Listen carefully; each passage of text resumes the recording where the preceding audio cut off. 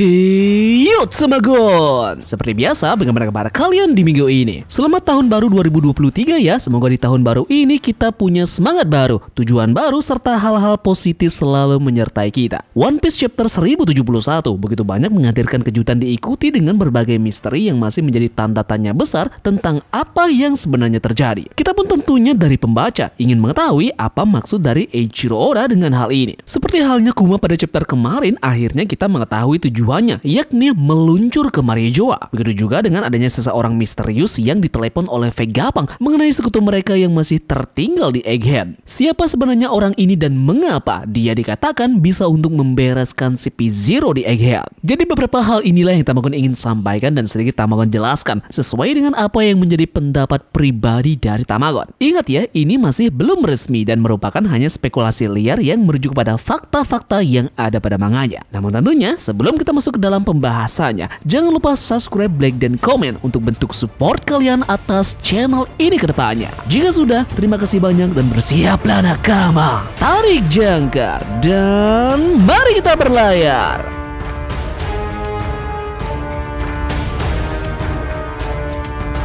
Jadi kita akan langsung masuk ke dalam poin pembahasan kita yang pertama. Poin penting yang menarik untuk dibahas yakni mengenai Bartolomeo Kuma yang memindahkan dirinya sendiri dan menuju ke Mariojoa. Chapter 1071 kembali memunculkan misteri besar, salah satunya yakni Kuma yang sudah tiba di Mariojoa. Pertanyaannya adalah, apa tujuan dari dia ke sana dan mengapa dia memilih tempat itu? Seorang budak yang melihat langit di tempat tinggal para dewa.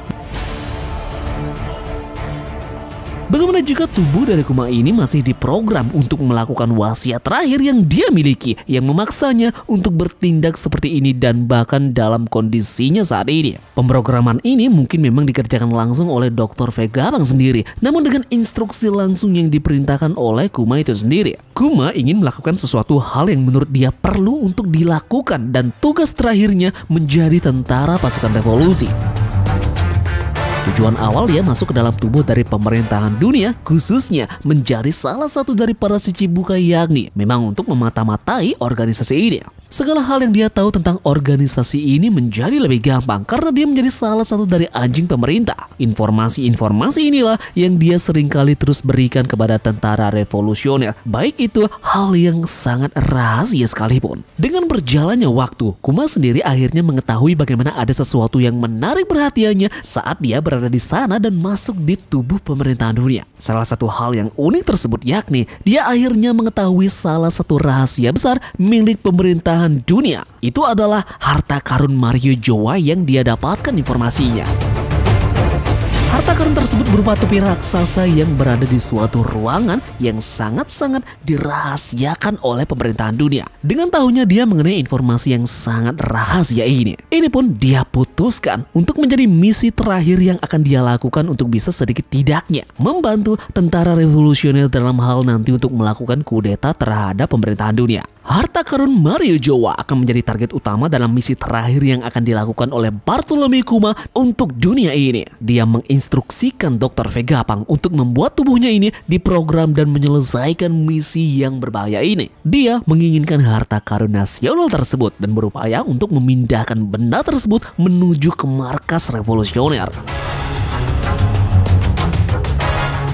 Kita masih belum tahu harta karun nasional tersebut, namun sudah dipastikan bahwa benda ini pasti benar-benar berbahaya dan akan menjadi ancaman serius di kemudian hari dalam peperangan. Kuma sendiri sudah mengetahui begitu berbahayanya hal ini dan ini akan menjadi misi terakhirnya untuk bisa membantu dunia. Bisa dilihat di chapter 1071, di mana sebagian besar para pasukan dari marinir ini tidak mengetahui kenapa Kuma ini bisa langsung datang tiba-tiba di Pelabuhan Merah. Mereka sendiri pun tidak mengetahui pemrograman apa yang sedang Kuma ini jalankan dan memperingatkan orang-orang yang berada di sekitar Kuma untuk tetap waspada dan ini merupakan suatu ancaman yang begitu berbahaya. Jadi mungkin dari kalian punya pendapat yang berbeda mengenai alasan Kuma yang tiba di Mariojoa. Tulis di kolom komentar, oke?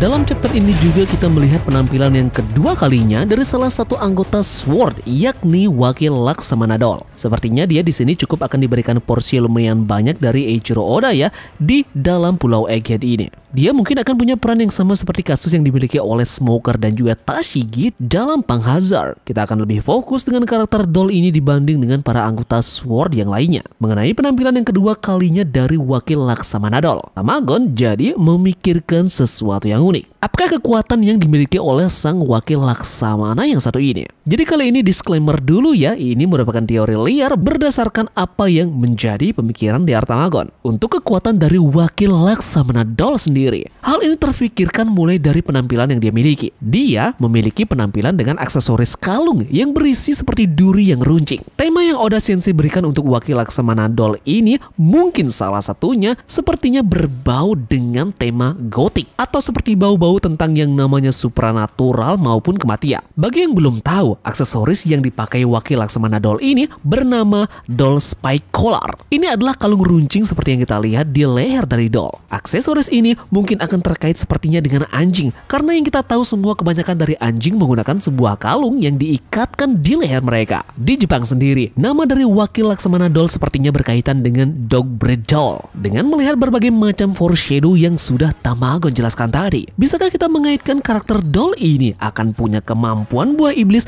yang dekat dengan yang namanya anjing? Hewan yang mungkin cocok dengan tipe dari tema konsep karakter ini adalah makhluk mitos anjing, yaitu God of Death, Anubis.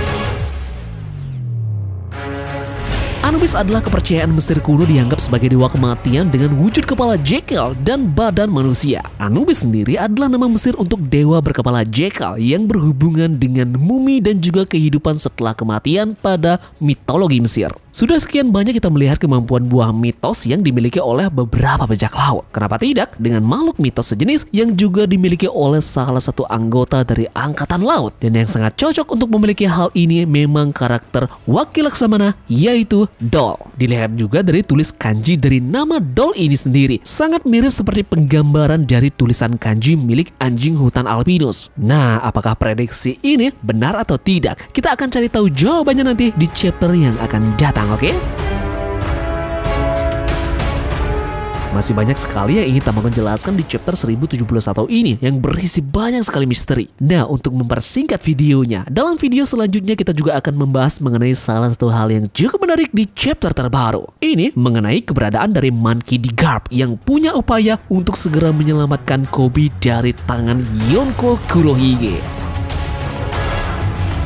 Beberapa hal yang jadi spekulasi liar Tamagon akan tertuang dalam video berikutnya. Jadi pastikan kalian bunyikan lonceng notifikasinya ya, agar tidak ketinggalan mengenai teori liar menarik yang satu ini. Oke, sekian saja menurut analisa Tamagon mengenai chapter 1071 ini. Mungkin dari kalian punya pendapat yang berbeda, silahkan baku hantam di kolom komentar. Terima kasih dari kalian yang sudah menonton video ini ya, dan semoga video ini membuat kalian terhibur. Sekian dari Tamagon dan turunkan jangkar. Mari kita berlabuh.